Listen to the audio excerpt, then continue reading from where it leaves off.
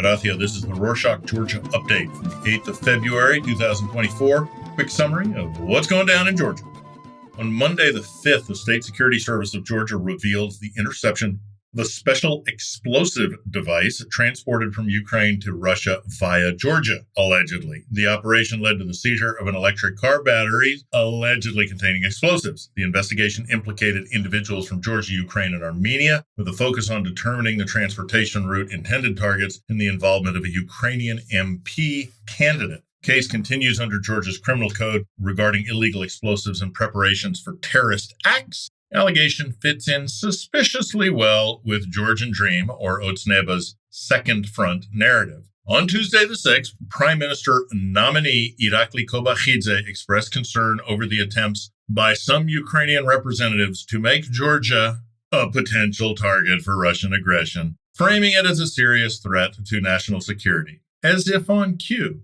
In keeping with the strawman methods, he invented demands for Georgia to become a second front in the conflict, which literally nobody wants or advocates, then said those non-existent demands are harmful to the state. On Wednesday the 7th, a landslide in Baghdati and Imereti region prompted extensive rescue efforts after burying 4 houses. Timur Mkhebrishvili, the head of the Emergency Management Service, reported the recovery of a 4th body and the rescue of 1 individual, with efforts to find 5 missing persons. The operation involves 200 people, dogs, and additional equipment, with 70% of the area already cleared. On Tuesday the 6th, the Western Balkan parliamentary delegation visited Odzyssy, which is on the Georgian side of South Ossetia, led by Irakli Beraya. They examined the occupation's impact, including illegal construction and barriers, highlighting the importance of international support against Russian aggression for European security. The visit underscores the need for increased global pressure on Russia to respect international laws and obligations. On Tuesday the 6th, President Salome Zurabashvili addressed Georgia's parliament, saying that a true European state is founded on democratic principles ensuring universal prosperity, not limited to a privileged few. She highlighted 2023's achievement of U.S. membership candidate status, urging Georgia to embrace European values fully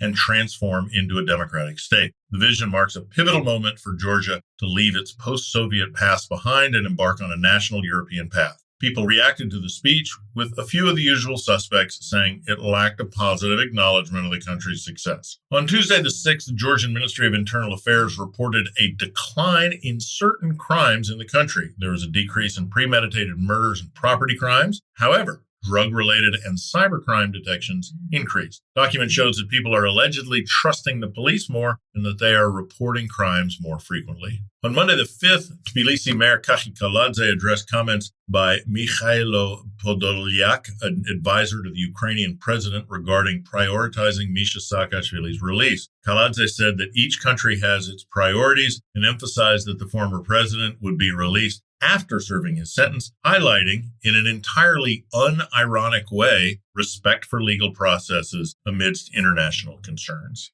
On the same day, Misha stated his recovery under the prison's conditions is impossible. He said that he was innocent and that he hadn't committed any crimes, denying all accusations. Highlighting a disregard for his health and justice, Misha expressed his concerns about injustice and rights violations in Georgia's prison system, which many have suffered. This past week, the book Hard by a Great Forest by Georgian-born Leo Vardiashvili took the English-speaking world by storm. Relocated to England at 12, Vardiashvili intertwines his Georgian roots with post-Soviet life intricacies. Celebrated by The Guardian and The New York Times, the novel paints a picture of Georgian life and its Soviet past. In addition to being a great story well told, it sparks debate on national identity and historic healing. But it's only in English so far and has not been much noticed in Georgia.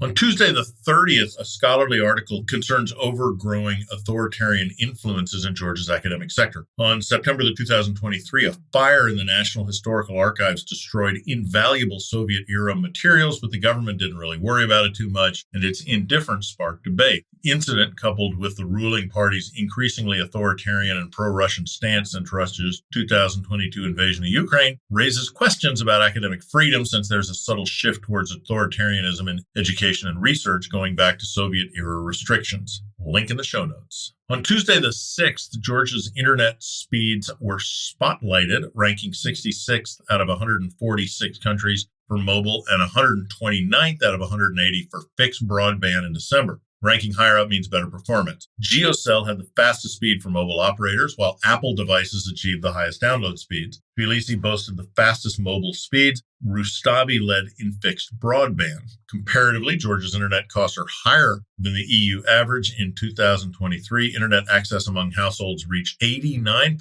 in Georgia, while in the EU it was 92%.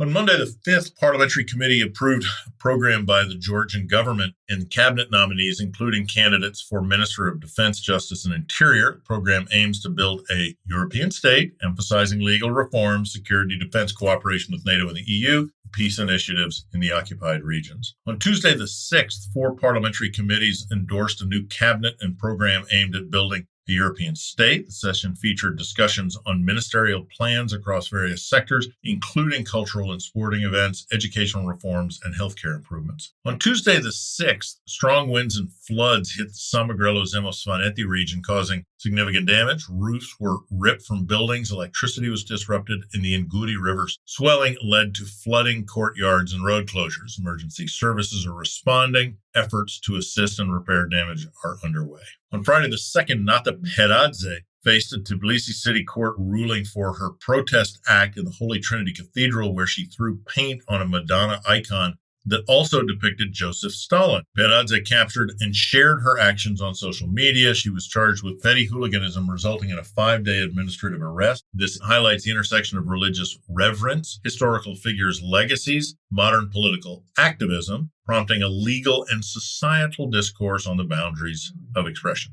On Tuesday the 6th, Otar Shamugia discussed Georgia's environmental policy reforms since the 2014 EU Association Agreement, showcasing progress and commitment to sustainable development. These include establishing protected areas, enhancing ecotourism, and implementing significant legislation on forest management. On Tuesday the 6th, Strategy Agmashanabeli and the United National Movement, or Natsebi, declared their readiness to join President Zurabashvili's political unity initiative to expedite EU integration. They said Misha's release would be a step towards the reconciliation of national division. President Zurabashvili, in her parliamentary report, proposed a platform of unity for Europe as a strategic approach to address the country's challenges, emphasizing peace and protection as a pivotal need for Georgia's future stability and prosperity, which the country needs for EU membership. And that's it for this week. We want you to love these updates even more than you already do. We made a very short survey that will take you 2.3 minutes to fill out. You know what you're saying? Mark, my brother, I am driving. Or I'm cooking and my hands are covered in food goo. Or you always talk about the show notes and I don't even know what those are or where to find them. But yeah, check the show notes. Please. Nachmandis.